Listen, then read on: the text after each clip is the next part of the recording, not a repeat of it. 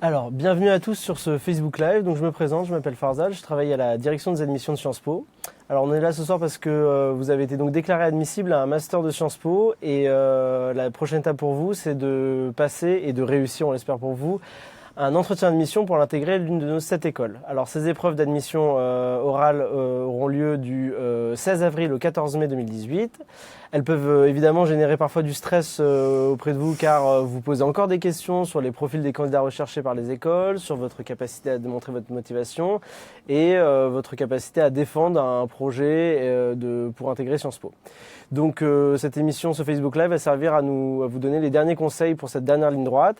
Et pour cela, je suis accompagné de Clara qui préside l'association SOS Sciences Po. Voilà, donc bonjour, je m'appelle Clara Godbian-Lasseur, je suis coprésidente de l'association SOS Sciences Po. Donc notre but, c'est d'accompagner tous les candidats, que ce soit en collège universitaire ou en master, pour bénévolement les aider à intégrer Sciences Po. Et je suis également étudiante en master. Voilà, donc nous sommes là pour répondre à vos questions donc, que vous pouvez poser en commentaire de ce Facebook Live. Et avant de prendre les premières questions, je voudrais redonner juste quelques éléments importants. Donc pour le jour de l'entretien, donc c'est vraiment pratico-pratique. N'oubliez surtout pas d'être muni de votre pièce d'identité et d'imprimer la convocation que vous recevrez dans les prochains jours par mail. Prévoyez d'arriver un peu en avance sur les lieux pour trouver la salle et commencer à vous préparer, à vous mettre dans l'entretien. Je pense que voilà, Clara, pour aussi reprendre votre calme, vous sentir bien posé, ça vous stressera beaucoup moins que si vous vous rendez compte que vous êtes un peu à la dernière minute. Vous commencerez dans un meilleur état d'esprit de toute façon. Voilà. Et n'oubliez pas que dans le cadre du plan Vigipirate, les mesures de sécurité sont renforcées pour accéder au bâtiment de Sciences Po, donc il est important de prêter une attention toute particulière aux consignes de sécurité qui vous seront données, de vous retrouver sur le site des admissions ou sur la convocation. Alors, on va peut-être commencer par une première question. Oui, on a reçu une question qui était donc comment s'inscrire pour l'entretien oral. Alors, pour s'inscrire à l'entretien oral, donc pour tous les candidats qui ont été déclarés admissibles, ils ont dû recevoir un mail dans la foulée de la déclaration des résultats d'admissibilité qui leur indique donc qu'à partir de vendredi, donc vendredi 6 avril, en l'occurrence dans 4 jours, vous pourrez vous connecter donc sur votre espace candidat et en fonction du master que vous avez demandé, ou en tout cas de l'école que vous avez demandé, on va vous demander de vous connecter à des horaires différents de la journée. Donc par exemple pour les candidats qui ont demandé le master de l'école de journalisme, il faudra se connecter à 9h30 sur son espace candidat et là vous aurez tous les créneaux d'entretien qui vous seront proposés et ce sera à vous de choisir le créneau, enfin la date, l'heure qui vous arrange le plus sur la période donc qui va effectivement entre mi-avril et mi-mai. Alors attention, toutes les journées du 16 avril au 14 mai ne vous seront pas proposées en fonction de la formation que vous demandez, mais vous aurez plusieurs possibilités. Donc voilà, connectez-vous dès que possible et après en fonction de l'école. De toute façon, il n'y a pas de date préférée. Enfin, quelque part, vous n'avez pas plus de chance si vous passez au début, si vous passez à la fin. Pareil au niveau de vos horaires. Franchement, faites-le plus par rapport à ce qui est le plus pratique pour vous. Voilà. Ça n'influe absolument pas sur vos chances d'admission. Vraiment, vous n'en faites pas là-dessus. Et je complète en disant que de vous renvoyer surtout à ce mail que vous avez déjà reçu pour bien voir l'heure à laquelle vous devez vous connecter. En l'occurrence, j'ai dit école de journalisme, c'est à 9h30, mais par exemple pour les candidats à l'école des affaires publiques, ce sera seulement à partir de 16h. Donc vous avez tous les horaires dans le mail qui vous a déjà été envoyé la semaine dernière. Voilà. Super. Donc, alors on Deuxième a une question. Oui. Alors, combien de temps dure l'entretien oral et quel est son objectif? Peut-être je commence un entretien oral, c'est environ 20 minutes. C'est ça. Donc, il va y avoir une première partie assez courte de présentation qui est assez brève. Et ensuite, ça va être vraiment une discussion entre vous et la commission d'entretien. L'idée, quelque part, c'est vraiment de voir, vous, votre projet, ce que vous êtes en train de défendre, ce que vous allez défendre dans votre dossier, dans votre lettre de motivation, à quel point c'est en adéquation, à quel point vous pouvez dire que ce master à Sciences Po auquel vous candidatez est vraiment pivot et vraiment participe à la construction de votre projet professionnel. L'idée, c'est vraiment de faire le lien entre qu'est-ce que vous avez fait avant Sciences Po, quel est votre cursus antérieur, quel est votre parcours universitaire ou même n'importe quoi en école ou en classe préparatoire, quel est votre projet professionnel à moyen terme en fait après Sciences Po et en fait comment vous articulez ce cursus antérieur, ce projet professionnel et la formation que vous demandez à Sciences Po. Et c'est pour ça que l'école que vous allez demander à Sciences Po et le master que vous allez demander, c'est quelque chose sur lequel vous êtes attendu. Enfin, la motivation et l'argumentation que vous allez développer pour expliquer la raison de votre présence et de votre candidature, c'est quelque chose qu'on va, vraiment, auquel les membres de commission vont vraiment être attentifs. Donc vraiment, ce qu'on vous attend de vous, c'est vraiment que vous sachiez démontrer aux deux membres de la commission les éléments qui vont vraiment prouver que la suite de votre parcours, c'est Sciences Po et c'est incontournable pour votre parcours scolaire. Alors, une autre question du coup dans la suite, c'est à qui aurais-je affaire? Alors, à qui vous aurez affaire? C'est simple, il y aura deux personnes face à vous dans la commission d'entretien. deux personnes de Sciences Po, je dirais. D'une part, un représentant de la direction qui sera en fait un responsable pédagogique de l'école à laquelle vous postulez. Donc par exemple, si vous postulez à l'école des affaires publiques, vous aurez un responsable pédagogique de l'école des affaires publiques. Et d'autre part, vous aurez un enseignant. Alors cet enseignant, il peut être aussi bien enseignant de la faculté permanente de Sciences Po qu'un enseignant professionnel, praticien. Voilà. Clara elle-même étudiante, donc des gens qui pourront demain être vos enseignants dans le cadre de l'école ou du master que vous demandez. Et les deux personnes, en fait, du coup, vous devez convaincre les deux d'une certaine manière, je dirais. Voilà, et de toute façon, ça fait une balance comme ça dans le jury. Alors, on a une autre question. Une question d'Omar. L'admission... pardon. Oui, l'admission, avant de passer l'entretien, se fait-elle par le biais d'un concours ou bien juste à travers le dossier de l'étudiant?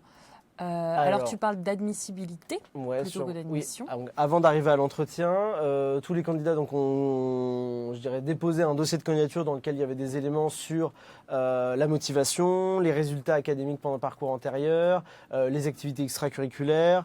Je sais pas. Évidemment, on parle de tout ce qui est là. On parle bien évidemment de la procédure pour entrer au niveau master. Master, voilà. Donc c'est des choses qui sont déjà passées. Voilà. Je reviens. Voilà. Tout ça, c'est voilà. Là maintenant. C'est tous ces éléments-là dans le cadre du dossier de candidature qui ont été évalués par des enseignants, et c'est en fonction des résultats de cette évaluation que une partie de tous les candidats ont été déclarés admissibles la semaine dernière, et du coup maintenant. Voilà, il n'y a pas eu d'épreuve écrite de toute façon pour les candidats niveau master, contrairement à ce cas.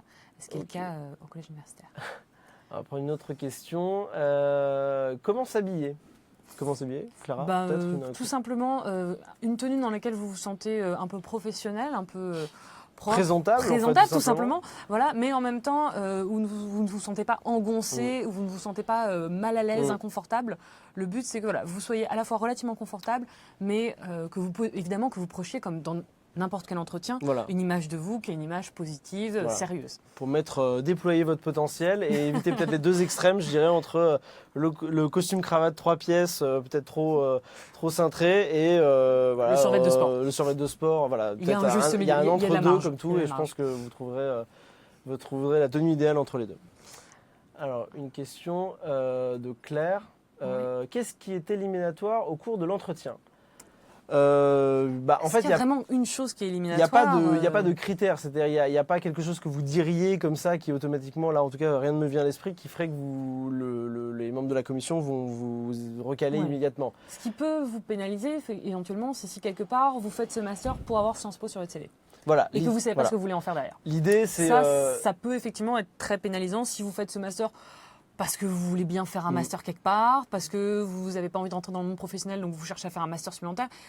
Mais là encore, normalement, ce genre d'éléments se sont déjà sentis dans votre dossier. En fait, je pense que ce qu'il faut se dire, c'est que ce qui est éliminatoire, ce serait d'arriver à l'entretien sans avoir un projet professionnel défini et construit, et sans avoir su argumenter pourquoi Sciences Po est la meilleure manière d'atteindre ce projet professionnel. Il ne faut pas venir juste à l'entretien en disant je veux intégrer Sciences Po pour Sciences Po. Non, il faut vouloir intégrer Sciences Po parce que vous avez un projet derrière, parce que le master que vous demandez est la meilleure voie pour atteindre cette carrière, ce débouché professionnel.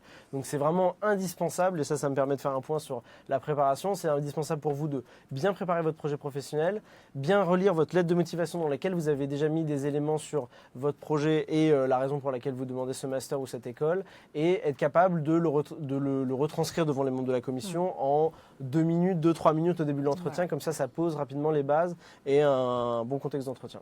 Voilà, je crois qu'on va prendre, il y a pas mal de questions qui commencent à arriver. Du coup, y a-t-il un numerus clausus pour chaque master et un temps réglementaire d'entretien? Donc pour le temps réglementaire d'entretien, on l'a dit, c'est environ 20 minutes. Voilà. Et pour le numerus clausus... Il n'y a pas de numerus clausus. Si vous faites un bon entretien, que vous êtes un bon candidat et que que la commission d'entretien reconnaît que vous avez le niveau d'être admis à Sciences Po en tant qu'étudiant de Sciences Po ou étudiant dans une école de Sciences Po, vous serez totalement accepté. Et un numerus clausus, c'est quand il y a un nombre fini de places et qu'au-delà de ce nombre fini de places, on n'accepte plus personne. Non, on prend toutes les personnes qui sont des bons candidats et de potentiels futurs bons étudiants à Sciences Po. C'est sélectif, mais l'idée, c'est que si vous êtes vraiment bon et vous vous défendez, vous avez toutes vos chances. Alors, une question de Barak. Jusqu'à quel âge on peut prétendre à Sciences Po? Il n'y a pas d'âge limite. C'est une question de précédent. Tout dépend en fait de votre parcours personnel. Voilà. Je veux dire, on a des gens qui postulent là en niveau master parce qu'ils sont en 3e année de licence et qu'ils ont leur licence à la fin de l'année, donc ils peuvent avoir 20 ans. Mais on peut avoir des gens qui ont déjà un master 2 et qui souhaitent, avec Sciences Po, poursuivre leurs études parce qu'ils ont besoin d'approfondir un domaine d'études. J'ai un camarade de classe qui vient de l'armée. Voilà, des camarades de classe qui ont travaillé et qui, quelque part, veulent faire évoluer leur carrière et reviennent faire un master pour approfondir des gens qui peuvent avoir entre 25 et 30 ans et qui postulent. L'idée et la condition sine qua non pour postuler et pour espérer être intégré, c'est vraiment d'avoir un projet et d'être capable de démontrer ce projet en face de la commission d'entretien. Donc il n'y a pas d'âge qui va être, je dirais, un critère de refus à votre candidature. Une question de Charlotte. Oui, alors combien de places y a-t-il pour le master politique publique ? Comme on l'a dit, il n'y a pas de numerus clausus, donc il n'y a pas de place prédéfinie. Voilà, et c'est un gros master. Il y a un master, voilà, l'école des affaires publiques est une école avec beaucoup d'étudiants et beaucoup de candidatures, donc il y aura naturellement beaucoup de places, il y aura des places pour tous les bons candidats qui réussiront à convaincre la commission d'entretien de leur capacité, de leurs compétences à être capable d'avoir le niveau d'intégrer Sciences Po et de suivre la scolarité de l'école des affaires publiques. Alors, donc, pour le master dans l'école doctorale, est-ce qu'il y aura un contrôle de connaissances pendant l'entretien ? Alors, un contrôle de connaissances, c'est quelque chose d'assez, qui m'a l'air assez pointu. En fait, encore une fois, tous les entretiens se déroulent de la même manière. C'est-à-dire qu'on va attendre de vous de parler d'abord de votre projet et des raisons pour lesquelles vous postulez à Sciences Po en vue de ce projet professionnel. Ce n'est pas un entretien de culture générale. C'est ça. Il ne s'agit pas non plus d'un examen quelque part de connaissances qui serait plutôt que sous forme écrite, sous forme orale. L'idée, c'est vraiment l'adéquation de votre projet, de votre motivation, de votre personne, de ce que vous voulez avec Sciences Po. Il n'est pas impossible que les membres de la commission puissent vous poser des questions parfois sur des domaines un peu précis. Alors ça peut être aussi bien des questions de connaissances sur un domaine, le domaine dans lequel vous voulez étudier. Par exemple là, si on est à l'école doctorale, vous voulez postuler un master d'histoire, peut-être qu'on vous posera des questions d'histoire. Bien sûr. Mais on peut aussi vous poser des questions d'actualité. Donc il n'y a pas de connaissances, je dirais, pointues qui vont être examinées comme lors d'un examen écrit. On est vraiment plutôt dans un entretien, un échange entre les membres de la commission et le candidat, que vraiment sur un oral où le candidat doit faire un exposé ou réciter des cours. Voilà, c'est pas le cas. Deux questions. Une question de Bénédicte. Est-il vrai que les jurys de Sciences Po posent des questions de culture générale ou l'entretien se concentre-t-il sur notre projet pro ?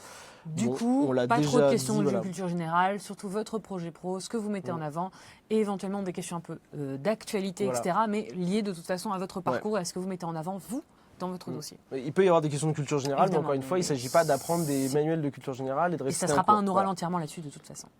Alors une question de Eva, comment faire si on n'a pas de projet professionnel hyper abouti, c'est-à-dire si on n'a pas de métier en tête, mais que pour autant le master nous donne accès à un secteur souhaité ?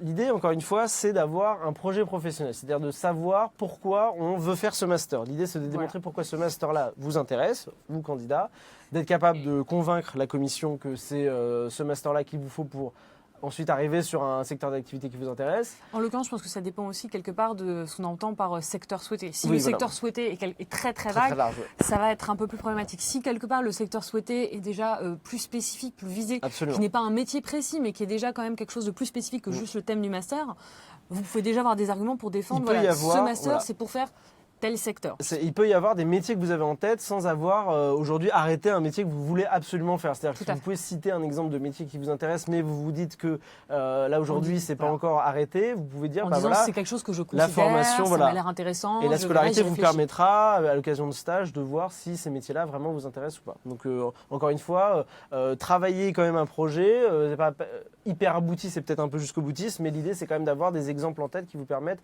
de dire pourquoi ce master-là vous intéresse et par rapport au projet professionnel que vous avez. Alors, y a-t-il des questions, question de Stéphane, y a-t-il des questions récurrentes, inévitables qui permettent au professeur de profiler le candidat en phase 2 ou au contraire, toutes les questions viennent-elles naturellement ? Alors, il n'y a pas de questions inévitables. Alors, il y a des questions. Forcément, tous les membres de commission vont demander pourquoi Sciences Po, quel est votre projet. Mais quelque part, ça c'est quelque chose que vous devez mettre en avant vous-même dès le début. Quelque part, on ne doit pas avoir vraiment forcément besoin de vous poser la question. Je pense que le but de l'entretien, en tout cas l'état d'esprit de l'entretien, encore une fois, c'est un échange entre les membres de la commission et vous.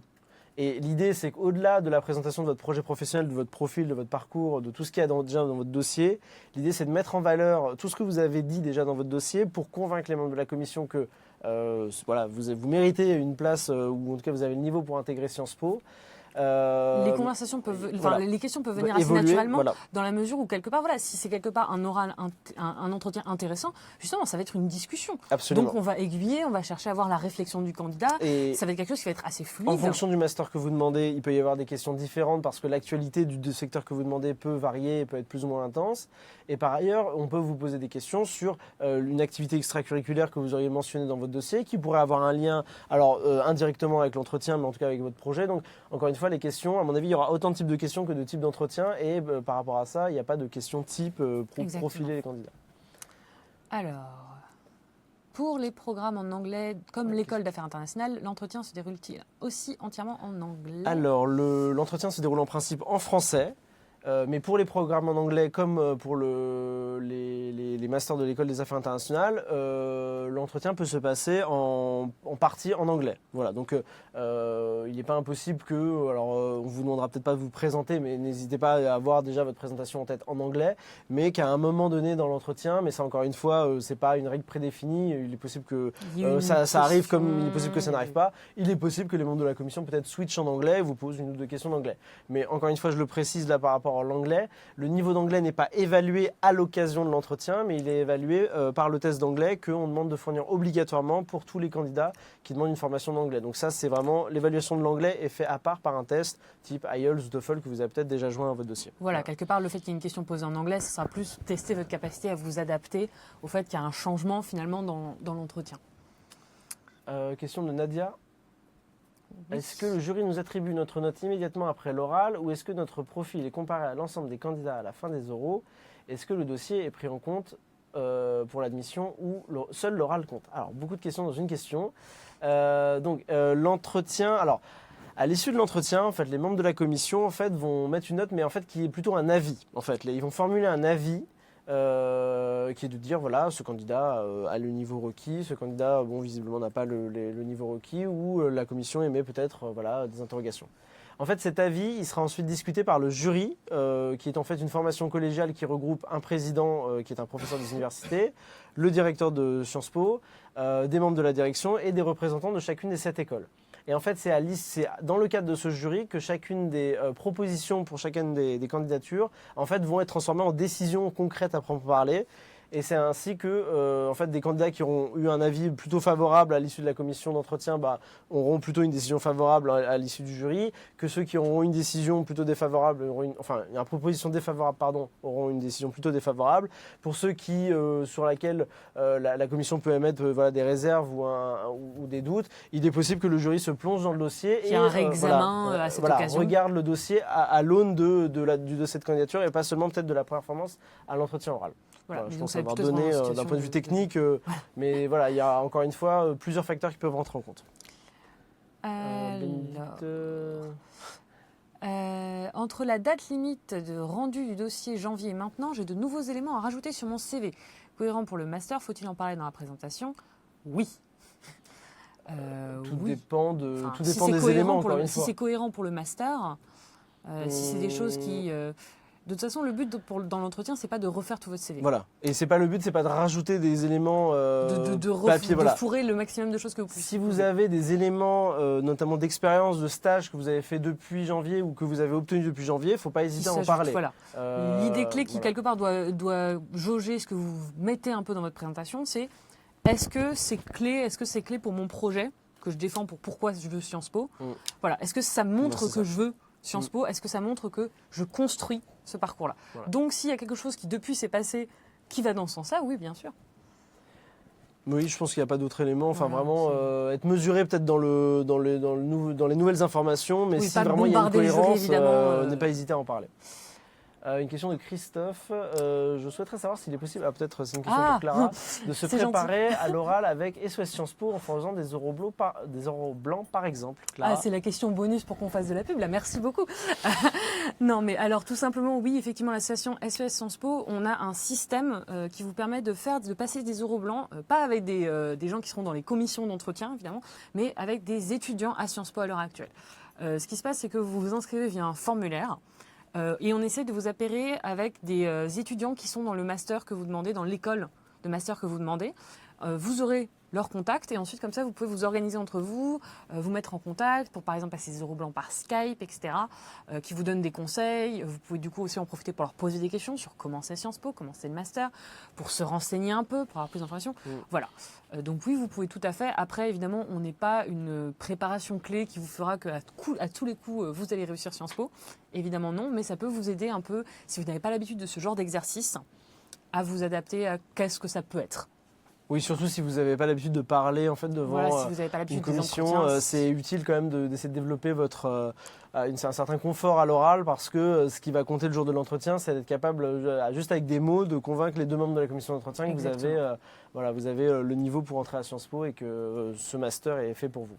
Voilà, donc si ça vous intéresse, ça peut toujours être utile, mais encore une fois, c'est pas une garantie. Exactement, c'est pas du tout une garantie. Voilà, et si ça vous intéresse, vous pouvez aller voir notre page Facebook. Alors, une question de Noémie. Je suis admissible puis changer de choix de master? Non. Non, parce que tout votre dossier qui a été évalué depuis le mois de janvier était basé notamment sur le choix de master que vous avez formulé dès le départ dans le dossier de candidature. Et en fait, à partir de cette semaine... Vous avez été sélectionné sur votre cohérence pour ce master-là. Absolument. Donc si du vous coup, en demandez un autre, l'entretien que vous allez choisir... à partir de vendredi, en fait, va vous confronter à une commission d'entretien qui est spécifique au master que vous avez choisi, ou en tout cas à l'école que vous avez choisi. Donc le fait de changer de choix de master ne vous aidera en rien parce que tout sera en décalage à la fois avec l'évaluation de dossier qui a été faite depuis le mois de janvier et avec les membres de la commission d'entretien que vous allez avoir face à vous. Donc non, vous ne pouvez pas changer de choix de master. Voilà. Une question de Stéphane, peut-être. Souvent, les candidats ayant pour intuition d'avoir réussi ne sont pas retenus. Et ceux qui pensent complètement avoir raté réussissent. Comment expliquez-vous ce décalage? Alors, il y a des candidats qui ont l'intuition d'avoir réussi et qui réussissent. Et il y a des candidats qui ont l'impression d'avoir raté et qui ratent. Mais effectivement, il peut y avoir un vrai décalage entre ce que vous évaluez de votre performance, de votre prestation, et finalement vos résultats. Tout simplement parce que vous pouvez, d'une part, par votre propre stress, avoir l'impression que vous avez donné une mauvaise réponse alors qu'en fait, vous avez donné des choses intéressantes. Vous pouvez avoir eu un jury qui vous a posé des questions un peu difficiles parce qu'il trouvait votre candidature intéressante. Voilà, il n'y a de toute façon aucun moyen en sortant de l'oral d'être certain de votre résultat. Voilà, à titre personnel, je suis sortie de mon oral en pensant avoir raté. Ça s'est bien passé. Mais voilà, toujours est-il que vous ne pouvez pas en savoir. Effectivement, il n'y a pas vraiment de raison précise qui explique ce décalage. C'est simplement, je dirais, la diversité des jurys et vos propres Absolument. Et il ne faut pas oublier que voilà, il y a des entretiens qui se passent avec des membres de commission, c'est pas toujours les mêmes, donc il peut y avoir des personnalités différentes, des façons de mener les entretiens différentes. Même si les critères sont les mêmes, les membres de commission peuvent parfois avoir des façons de se comporter qui sont peut-être pas exactement les mêmes.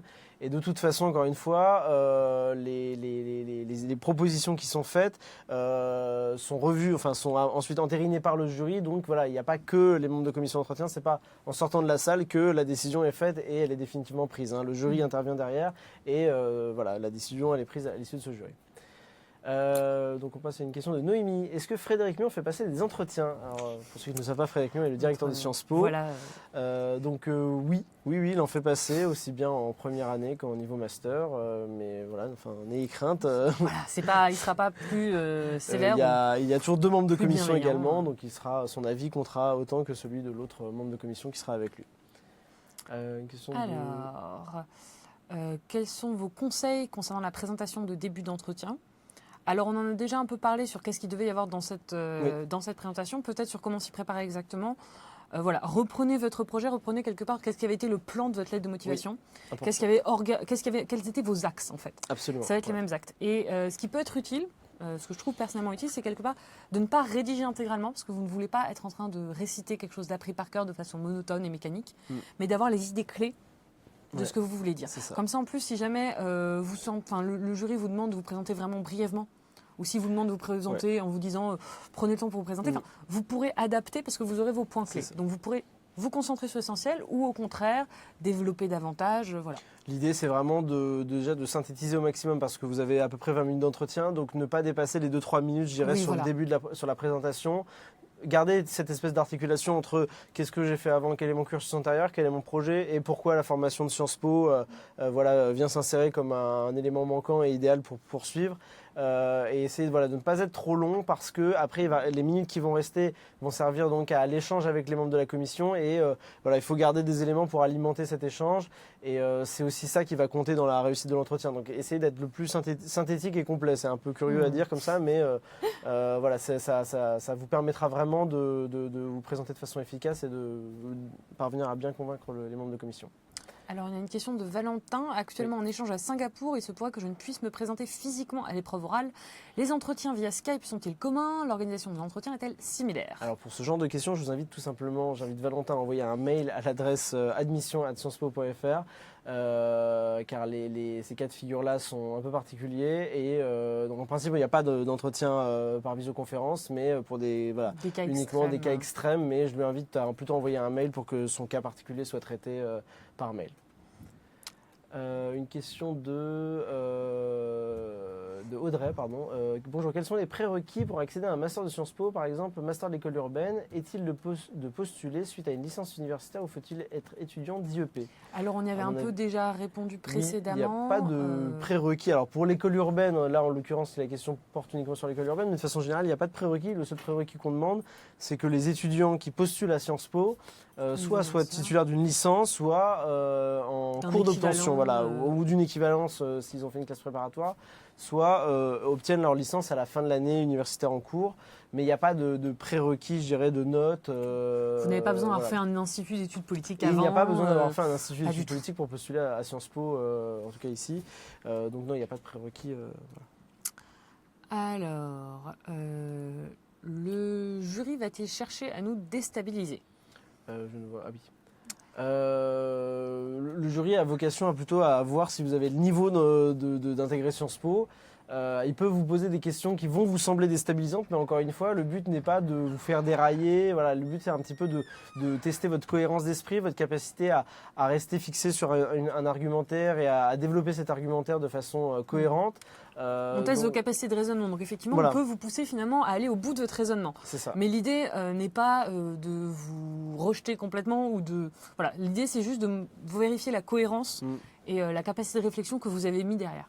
Et aussi de réagir parfois, et ça c'est intéressant quand vous allez dans un échange avec le jury qui peut vous poser des questions qui vont paraître un petit peu plus difficiles. C'est aussi pour voir si vous êtes capable de réagir et de formuler de nouveaux arguments. Vous ne sentez pas que le jury va absolument vous enfoncer, c'est pas du tout son but. Le but c'est justement de voir si vous avez les compétences requises pour entrer à Sciences Po, c'est-à-dire argumentation, mobilisation de connaissances. Alors, une question de Nadia, est-ce que le jury peut nous orienter vers un autre master ? A priori non, vous êtes là pour postuler à un master que vous avez mis dans votre dossier de candidature, donc le jury n'est pas là pour vous réorienter, le jury est là pour vous évaluer sur le projet que vous avez présenté par rapport à un master spécifique. Donc il n'y a pas de réorientation sur un autre master en fonction de votre performance. Votre performance est évaluée selon le master que vous avez demandé dès le mois de janvier quand vous avez déposé votre dossier. Une question de Claire encore, si SOS Sciences Po est à Paris, comment se préparer si on est en province ? Et du coup, tout simplement, étant donné qu'on a dématérialisé, l'essentiel est dématérialisé, vous vous inscrivez en ligne, vous recevez par mail, le candidat, vous pouvez vous échanger vos Skype. Donc essentiellement, on fait les oraux blancs, n'ont pas du tout besoin d'être en présentiel. Et évidemment, l'expérience d'un oral blanc par Skype est évidemment différente d'un oral blanc en présentiel, mais vous donnera quand même une forme d'expérience. Donc évidemment, que vous soyez en province, à l'étranger, il n'y a aucun souci, vous pouvez toujours nous demander de l'aide, ça ne fait pas de différence pour nous. Une question de Nadia. Est-ce que les créneaux proposés tiendront compte de la grève SNCF? Alors ça, c'est une question intéressante compte tenu de l'actualité. Alors non, les créneaux ne vont pas tenir compte des jours de grève qui sont déjà annoncés par la SNCF. C'est pourquoi, j'en profite pour le dire, on vous invite vraiment, en fonction du créneau d'entretien que vous allez choisir, à vous organiser et à anticiper le plus possible, à prendre vraiment vos précautions pour trouver éventuellement des moyens alternatifs au train si vraiment vous devez prendre le train et qu'il n'est pas possible de le prendre. Je pense notamment au covoiturage. Donc vraiment, soyez très attentifs à ça et vraiment, on vous demande vraiment de faire tout ce qu'il faut pour être présent à Paris pour les entretiens, en dépit des mouvements de grève qui sont annoncés. Donc vraiment, anticipez, organisez-vous et envisagez des moyens de transport alternatifs. Prendre quelques dernières questions. Oui. On va peut-être prendre une... plein de questions. Oui, que faire Une question de Malval. Si l'entretien commence par « Présentez-vous », il est mieux de se présenter directement de présenter directement nos motivations ou un récap de notre parcours? En fait, un peu les deux, je dirais. Les deux sont liés, en fait. Ouais. Quelque part, c'est telle est ma motivation et quels sont tous les points de mon parcours qui appuient ça. Le mettre constamment en relation les deux. C'est voilà. Donc voilà, ça résume un peu des choses qu'on a déjà dit, mais absolument, il faut toujours faire le lien entre les deux. Une question de Bénédicte, y a-t-il une différence entre passer l'entretien en avril ou en mai? On l'a dit tout à l'heure, aucune. Voilà, sachant qu'en fonction du master que vous demandez, les créneaux seront plus ou moins disponibles en avril ou en mai. Donc vraiment à ce niveau-là, il n'y a aucune différence de passer son entretien au début ou à la fin de la période. Vu que les entretiens jusqu'à mi-mai, comment faire si on a des partiels pendant mai pour ne pas avoir un créneau qui soit sur un partiel?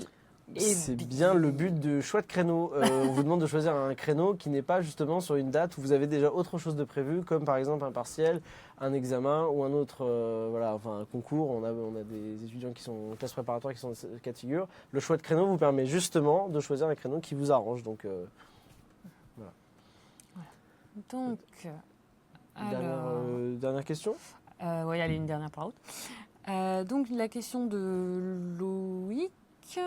Bonjour, comment résoudre le dilemme entre prendre une position de manière argumentée, mais au risque d'avoir des désaccords de fond avec un juré, et rester plus neutre avec le risque de donner une réponse consensuelle et peut-être superficielle?